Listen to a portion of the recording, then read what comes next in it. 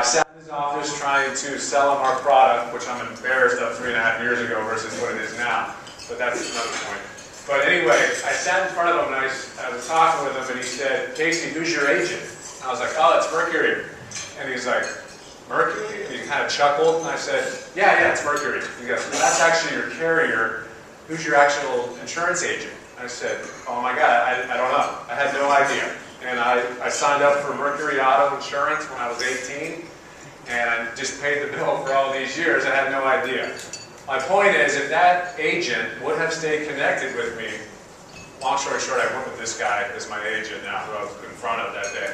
But he would have known that I got married, I had 3 kids, I bought a house, I had multiple cars, all those things. I got life insurance, health insurance, all those things could have been written by that agency if I was just in the loop a little bit, via email, via social, some sort of strategy that stayed connected. So something to really consider if you're not doing that to your existing book. We always want to go deeper. One of the other big needs here is we need to understand who the modern consumer is, really to be able to market to them. How many of you have a smartphone? All of us, right? Do you know that the average person checks their smartphone over 300 times a day? I'm like 3,000. I don't know about you, but it's pretty scary and sad, really. But it's the world that we live in, and we need to adapt to that. And one of those reasons is because they want instant gratification, right?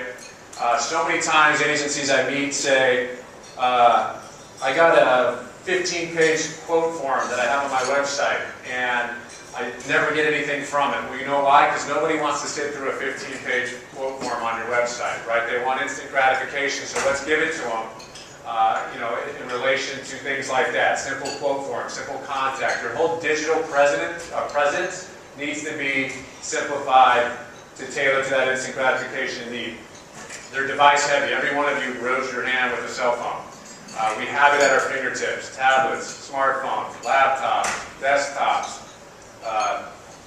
iPhone watches or Apple watches. It's everywhere. We have information at our fingertips. So we need to make sure that our strategies are tailoring to that as well. Mobile. If you lead with anything today, think mobile. Everything is transitioning to mobile. It has transitioned to mobile. And it really is something that you need to take seriously as far as how you're displayed on these mobile devices, these mobile applications, so that it's very easy for these modern consumers to interact with you on those platforms. Because it's here, it's just getting more and more accessible and used by the modern consumer, so we need to adapt to that as well. And then finally, I want to look at the online reputation. I always tell our agencies to, one of the biggest needs you need to have is to win the battle of you. Have any of you ever Googled your agency? Just Google yourself, your agency name, and do you like what appears when that happens? Are you winning the battle of you? Is your website updated? Is your social media platforms displayed? Your carrier listings there?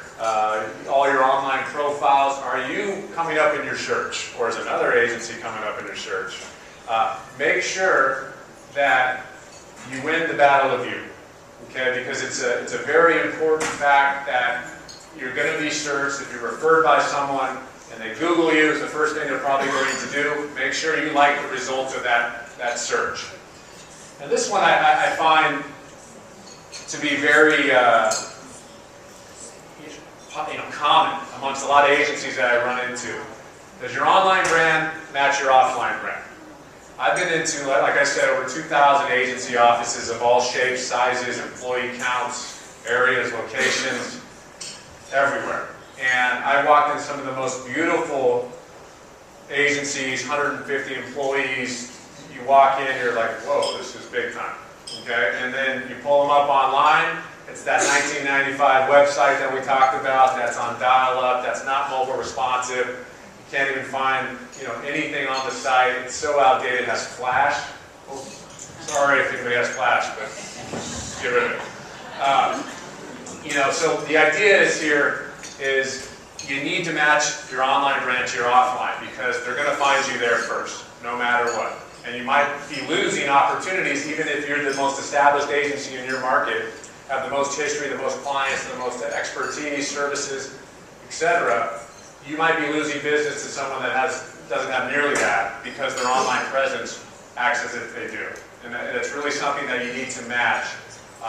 If it was me, I would make sure that happens immediately because that's, like I said, how they're finding you. They're not walking in your office like they used to, unfortunately. So make sure that that offline and online brand are equal. And then the last one here on the needs here, I'm just going to do this and I'll walk back and forth. It's kind of hard to read in the red there, but visibility. Are you where your clients are? How many of you have a business page on Facebook? Not enough hands went up there. We need to make sure that we are on platforms that our clients, potential clients, are using on an everyday basis. If anybody tells you Facebook's dead, that's not true. Remember MySpace? I used to work for MySpace. That's dead. And I'll never forget the day that happened. I was walking in our offices, and I used to deal with the major corp GEs, boards, or our clients back then doing advertising on the platform, and I remember they would ask me, "What's this Facebook thing?" And I'm like, "Oh, it's just a college network. You know, nothing to worry about. You know, it's just college kids. There's no ad spends there." And then within 6 months, I walked in our office one day, and every MySpace employee, and thousands, was using Facebook for themselves. And I was like, okay, this is probably a good idea to look for an exit strategy. But Facebook is not the same. There's a lot of reasons why MySpace went down. Facebook has a growing usership, and it's the way that it's evolved with targeting and things like that. You're able to really put your business in front of the right type of people. We'll come back to that. But make sure you are where your clients are. Mobile, email, pretty obvious. Website as well. Make sure that we're being visible online across these, every aspect of digital marketing. Okay. And then local strategy. Everybody asks me, Casey, I can't compete with Geico or Allstate or State Farm, these captive companies that spend millions of dollars a month in digital advertising. And you're right, you can't. Unfortunately, it's just not going to happen. But where you can win is locally. You can beat those captive companies because Google takes into more consideration local than anything right now. And they want to provide the best search result to an individual that is searching for an insurance agency in Tarrytown, New York. They're not going to display, the national type listings as much as they would an independent agency if the independent agency is set up correctly online to appear in that search result. But you can definitely win locally. I would make my online strategy all about local. I would make it all about the local service that you provide, the history you have in the area, the events that you do or participate or sponsor, the charity events, things like that. Focus locally because that's where you're going to have your most success. And it kind of is the old school walking in the office door. You're kind of doing that now in a more new school way online. So keep that strategy local because it's really going to allow you to compete with those big budget companies like Geico and such. Okay, so those are some of the needs and why we need to market online, why we need to stay relevant and visible, to be successful as a new value add to the history that you've had in your agency. Now, how do we get there? What are some of the strategies that we need to impose to actually be successful online? So we're going to go through some of these. And the first one, and I have a million live examples, but for sake of time and flow, I'm not going to jump out of the PowerPoint, but I can share with you guys this anytime. So let's talk about your website. Web design right now is all about simplicity. Keep it simple. The days of having 50 pages or 100 pages are over. There's no reason to because they never get visited. We used to do that because it used to help with your SEO, search engine optimization. It's not the case anymore. It's about many other factors, but not having 100 pages. Okay? So you want to make sure that you keep the website clean and modern. Keep it simple. Don't overthink it. Don't overdo it. I might show you one example, but it's all about less is more. Here's what your clients or potential clients want to know: who you are, what services you provide, and how do I engage with you? How do I get a quote? How do I contact you? Make it as easy as possible for them to do that, with clear call to actions throughout the site, very modern design, very mobile responsive design, because again, that's probably where they're going to find you first on a mobile search. You want to make sure that, I'll give you an example you can pull up on your smartphone right now. If you pull up a website called SIAonline.com, it's an example of a site, what a site should look like on mobile. SIAonline.com. It's a good example just to show you what it looks like. It should be called Strong So Agency. It's a large agency out of California. Okay, I'll just go through these real quick. All right, easy navigation is like what I meant. Make it easy for people to bounce around the various aspects of your website. There's sticky menus. I think, does anybody know what that is? When you're on your website, you start to scroll down. That parallax scroll is what they call it. It's a very modern trend. The menu follows you down. So it allows me to jump around the website very easily. It's called a sticky menu. Things like that make it, people stay on your website longer and not get as frustrated, and they don't bounce around. They want to be on there. It's easy for them to get around. SEO optimized, search engine optimization. Make sure that your site is set up for search engines, right? I'm not going to geek out on you right now with all the terms. I want to, but I won't. But essentially, whoever your web provider is, or designer, or developer is, make sure that they've taken the time to focus on your services, your local market, your value propositions, and optimize the site accordingly because of those things. It's very, very important if you want to be visible online. Social media and blog integration is pretty much a no-brainer. Google expects it if you want to be ranked, because they see it as, you know, a value add of content to your website. Just integrating the social media icons, a blog on the website is a separate page within the site. Definitely a necessity. Original web copy. This is a very important item. I can't tell you how many times I go to agencies' websites and I copy-scape their auto insurance page, and it's on about 1,000 other websites. Not because they knew it was or they did it on purpose, it's because whoever built the website for them is like a template or something, and they built it for 1,000 other agencies and just changed the city name or the state name, right? That's a big no-no now with Google. They're actually penalizing your rankings because of that. So make sure whoever does your website provides the copy as an original piece for you, or you do it yourself, or you have someone do it. But make sure those service pages come in as original web copy. Not only is it plagiarism, really, Google negatively affects your rankings because of it now big time, and it doesn't really separate you from the agency next door, right? So we want to, add that local flavor, that extra value proposition that you have that someone else might not. And then the last thing is own your own website. Sounds pretty simple, right? But 85% of the agencies that we meet with don't own their website. The provider owns it, and you're renting it from them essentially per month, or for 6 months or a year or whatever. Make sure you own your own website. It's your online livelihood. It's that center hub of your online marketing initiative. Make sure you own it, because it's yours. I'm sure you paid for it. You need to keep that. All right, so the next facet of the strategy here, and the reason why I start with the website, guys, it's kind of like the old hub and spoke marketing play. The website's your hub. The goal is to drive everything to it with spokes. Okay, so we're going to go through the spokes part now, but the website is where the action is going to be and where we want our clients to be, or potential clients. The next thing here is online profiles. And what I mean by this is, anybody know what a Google My Business profile is? Okay, I'm going to tell you. It is when you Google your company name, the little profile that comes up on the right with some logos of your brand or your office picture, your hours of operation, website, contact info, reviews, right? That's your Google My Business profile. It is extremely important to your online visibility. If you don't have one, sign up immediately. Believe it or not, they have to send you a postcard. It's Google, and it's crazy that they do that. But there's a little verification process that's a nightmare. But once you're through that, you're good to go.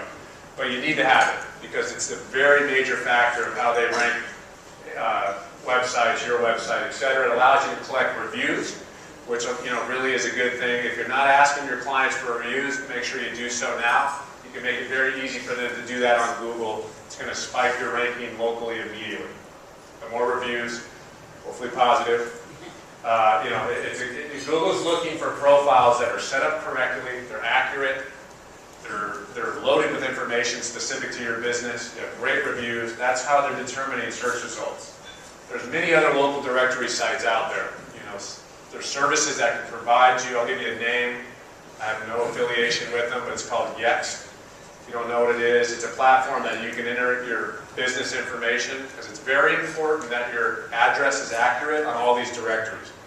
If you have Suite 100 written out, Suite 100, on one address listing, and the other one you have, the number sign 100, that's negatively going to rank you. So Yext is a platform that allows you to enter it once, and then it populates on 70+ directories. Yelp, Foursquare, City Search, Yellow Pages, all those major directories that it's important to have your business on. Even if your clients never go to them, you never go to them, it's for search engine purposes. Industry directories. Google wants to see that you're the expert in your industry. So get listed on, like the PIA website, if they have a section for agencies, you want to have an agency profile there. If, any type of associations in your area, any type of industry magazines like Insurance Journal or whatever the case is, get your listings added there because it really influences your search results based on Google's algorithms, because they see you as an industry expert now. Okay? And then finally, I kind of mentioned the duplication process. Make sure all your listings are accurate and not duplicate. Don't have 2 Google My Business profiles. Big no-no. Don't have 2 Yelp profiles. Big no-no. Okay? Make sure that you cross-check that, because it's a big item in search results. Social media is another great point to have. Those are directories, right? They're platforms, Facebook, Twitter. Be on as many as you want to be, even if you don't use them. It's just good for your search engine juice, is what we call it. Okay, I want to spend a little time on this, and I'll kind of go through the other ones quicker, but this is, to me, really the most important item of your digital marketing, is blogging, because it really connects everything together and drives traffic, if you do it right, to your website. Okay? Everybody goes, does anybody know what a blog is? Everybody? Okay, well, let me give you my definition first. The blog is a page within your website that allows you to frequently add fresh and new content to your website. It's a venue on the website that's there so that you can add new articles, new pictures, videos, whatever it is. It can be any type of content, but it's that venue on the website that allows for that fresh and updated content. It's not the static content like the website, it's the venue for the fresh content. Why is that important? Because one, it's going to make your website always look updated, right? Don't ever do one blog and then never do it again 3 years later. Someone opens your blog and it was from 2013. That doesn't make it look too good. So if you do it consistently, but make sure it's original. It goes back to my point on the web copy. Don't blog a 400-word article that you took off the Wall Street Journal, copied it, and pasted it on, because that's going to negatively affect your rankings. Okay? Don't copy from a competitor's website. Unfortunately, you're going to have to write it, or you're going to have someone write it for you, but it needs to be original. No exceptions. Video, imagery needs to be licensed if it's added, but it can be duplicated, that's okay. But the content cannot be. You have to write an original copy. Consistency. I would say, everybody goes, Casey, how many times should I blog a month? I would say at least 4 times. That sounds crazy, right? I gotta write 400-word articles 4 times a month. I don't have time for that. Well, you gotta find time to really be relevant if you're gonna blog. And a blog doesn't have to be that long. A blog could be sharing a client's testimonial. You know, it could be sharing a flyer for an event that you're attending or hosting.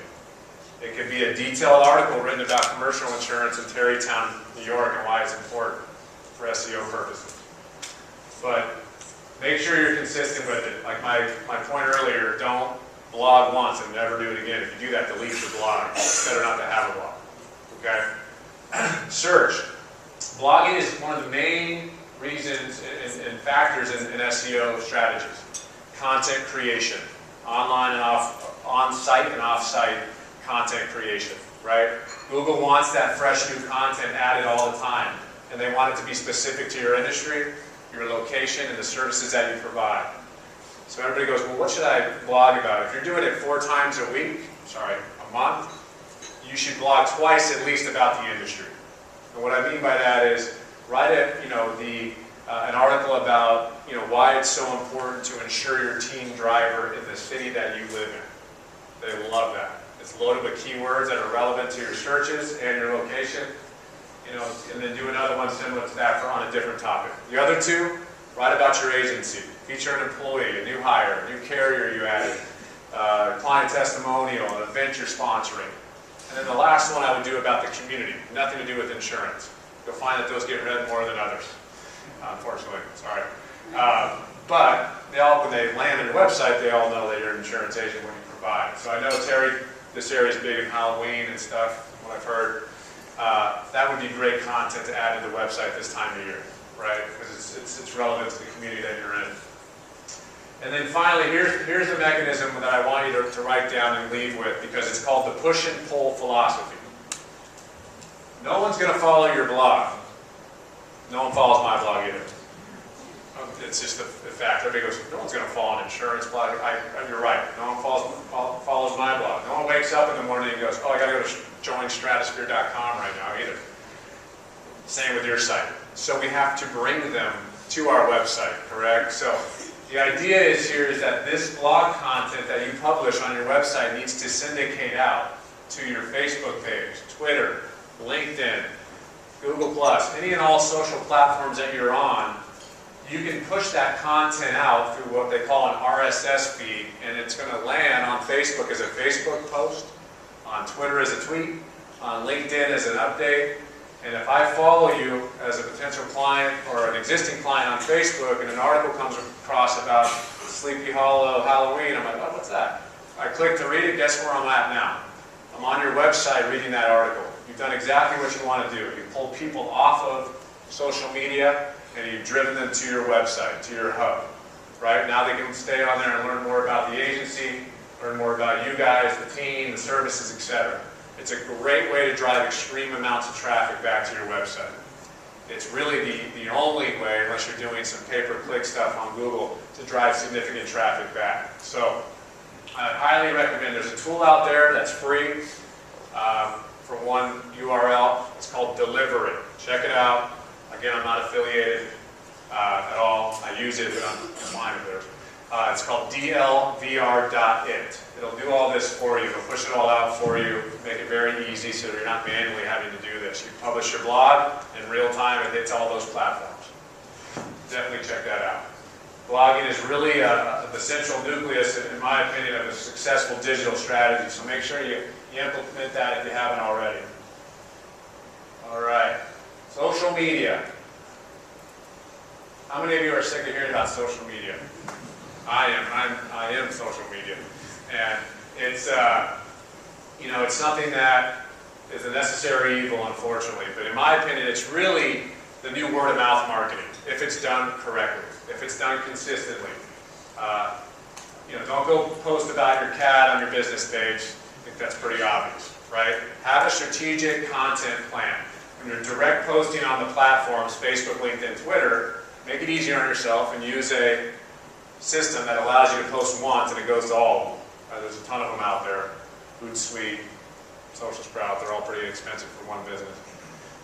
Those will allow you to do it consistently, but you need to post enough to be recognizable. Even your followers won't see you if you don't post enough.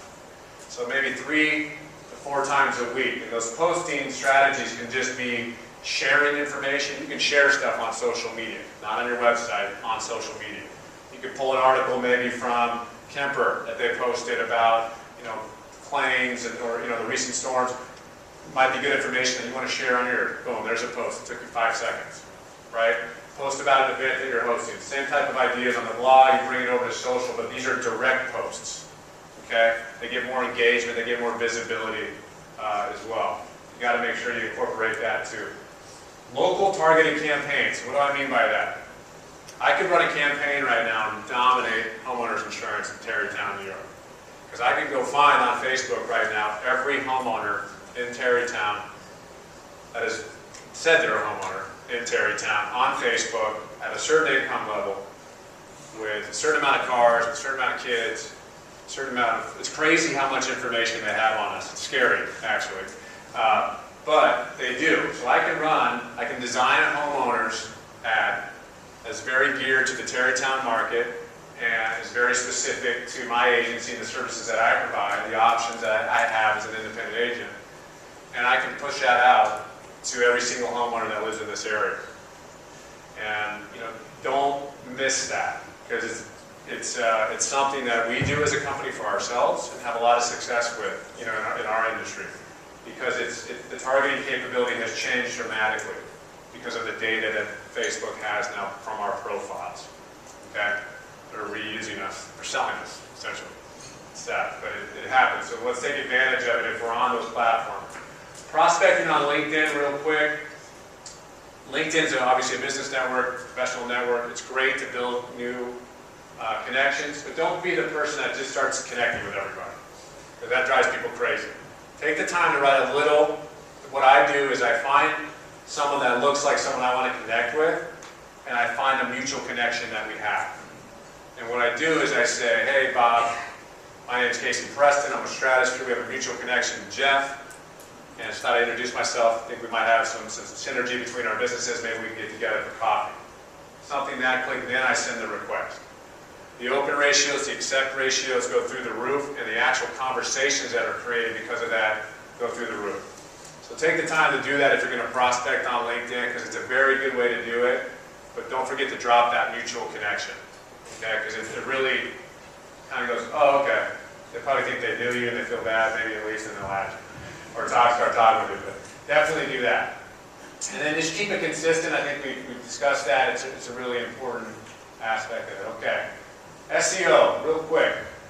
Search engine optimization. How many of you run pay-per-click campaigns? Google AdWords. Okay. Good and bad, because it's very competitive in the insurance space. You might be, those sponsored ads that you see above Google, you could be paying upwards of $30 a click. Not a policy, a click. And so you have to be very strategic with it, but there's two types of SEO. There's organic and paid. Organic is the actual organic results that come up when someone searches for any particular search, and then there's the sponsored ads for the paid side that come up. If you're going to run paid advertising, my advice is to keep it very niche. We have a lot of successful stories from agencies that run niche campaigns. They're not as expensive per click, a couple dollars maybe, for builder's risk insurance or RAP insurance or something like that, very niche. That's going to help you drive, more leads and keep your costs down. Local SEO is what we've talked about throughout this entire presentation. Local directories, local content, local focus strategy. Google wants that. That's how you're going to compete with the captives. Creating those contents, running campaigns, making sure your website's optimized for search. And then you need to be able to track all this stuff. SEO is very complicated. That's why I'm not getting too far into it here, because you'll fall asleep. But it's very complicated. But the way that you can tell if it's working for you or not is through data and analytics. Are my rankings going up? I started on Google as auto insurance Tarrytown. I started on page 5. Now I'm on page 3. Now I'm on page 1. You need to track that progress to make sure that it's working for you. Whoever your provider is has that information. Make sure that they share it with you, because it's really going to determine your ROI. Okay? All right. Sorry. I'm going to work out on this. Email. How many of you run custom email newsletters? Campaigns. Good. So some more hands came up. How many of you find them valuable that raise your hands? Good. Good. It's extremely valuable if it's done correctly. Again, it goes back to not being cookie cutter, being non-original, be very specific to your agency, your value propositions, etc., and do it on a consistent basis. There's automatic email newsletters, that blogging that I was talking about earlier. You can actually push that out as a newsletter as well. All the blogs that you wrote for the previous month, they can all be pushed out as an automatic email newsletter as well, so you don't have to lift a finger. Or you can do a more custom approach for any specific type of goals that you have. Event attendees, policy renewals, birthdays, all those things. Your agency management systems have a lot of those things built into them that you can easily access and run. There's one other program there's other programs that are designed for referrals. Rocket Referrals is one name I hear all the time. Don't know much about them other than the name. But It's a great way to keep engaged with your clients. Make sure that this is a significant part of your digital strategy, because it really automatically keeps you engaged, in touch with your clients. And if you do it right, it can drive traffic back to the website too. Okay, so don't miss on email, but don't email too often. Don't be the person that emails every day, because you're going to get unsubscribed. Twice a month is kind of what I would recommend. Okay, this is something I want to talk about real quick. Reputation management. I think it's very important in the insurance space. You're only as good as your referrals and your clients, your book of business. You don't want to have negative reviews online, but unfortunately they can happen and they cannot be removed. Unless you pay a lot of money to Yelp, because they're kind of shady. But no one's fears from Yelp, right? All right. But you need to be tracking that stuff. You need to have some sort of system in place. There's millions of them out there that can help you track reviews. The minute you get a review, you need to read it to make sure it's not negative. And if it's negative, my recommendation is that you respond immediately. Give your side of the story in a very professional way. 90% of the time, people that leave negative reviews could not be real. It could be a competitor hiring a company to leave negative reviews on your account. That happens, unfortunately. Or it could be someone that had a bad day. And if you don't leave your side of the story, someone that lines up on that profile is just going to think they only see that one side, right? So we want to make sure that we respond immediately. And we want to track our competitors. There's a lot of platforms out there that you can track agency, down the street, and what type of action they're getting on Yelp, or Google reviews, all the other review sites out there, so that you can say, okay, you want to know what's going on with the competition in your market. A reputation management software is a great way to track that information. So I would definitely implement that into it, and keep an eye on your profiles and make sure you're responding accordingly as well. And I'll wrap it up as far as the strategies goes with data. The digital marketing space allows us to track everything. It's not like the old days with print media where the newspaper says, well, we have 20,000 subscribers, so your ad should get seen.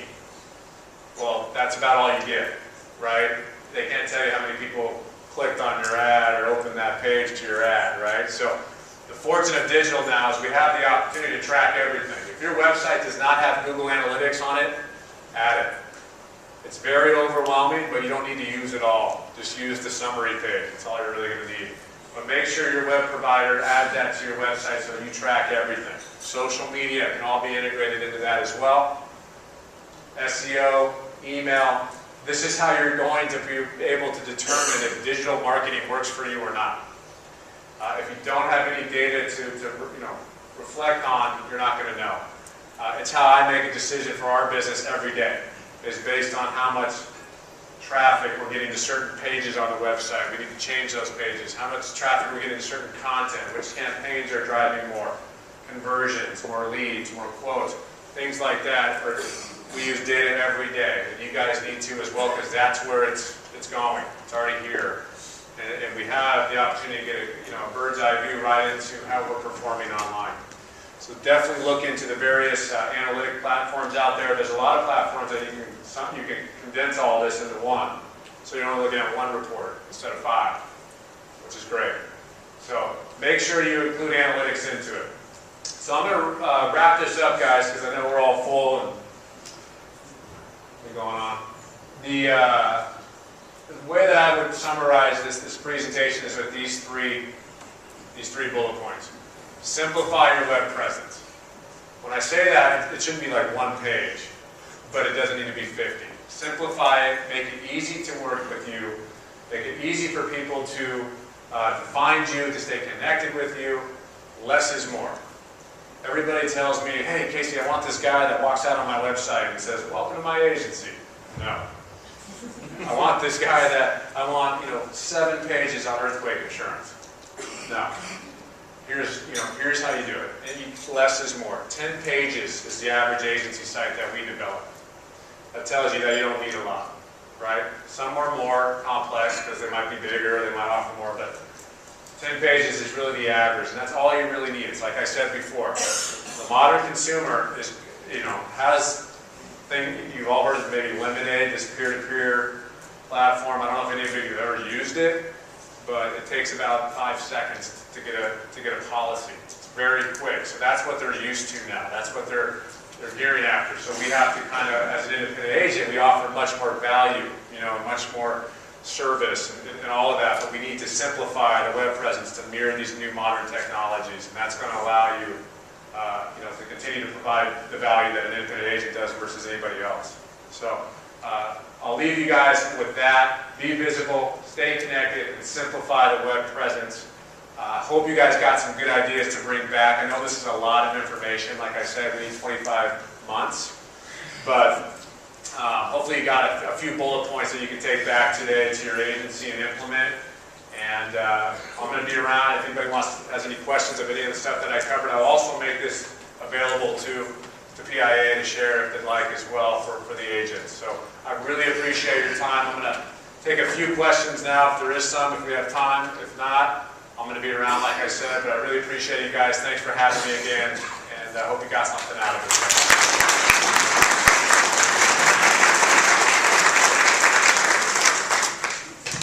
Thank you, Casey, for taking time out of your busy schedule to join us today. I again want to thank New York Central Mutual Fire Insurance Company for sponsoring today's luncheon. I also want to thank Kingstone Insurance Company as our platinum host. CMS LLC is our gold host, and Nationwide Insurance for their sponsorship of the centerpieces. Remember, at 2:20, the Errors and Omissions education session will be held in the Hudson Room. You don't want to miss this program. The session is worth 3 New York CE credits applicable to all licenses. It is also approved for 3 general New Jersey CE credits. In addition to this course, has been approved for E&O loss prevention credit by both Utica Mutual and Fireman's Fund. Finally, the New York Young Insurance Professionals will host a networking reception beginning at 4:30 in the lobby bar area. Please plan to join us for cocktails, hors d'oeuvres, and networking. This concludes the luncheon. Thank you, and enjoy the rest of your day.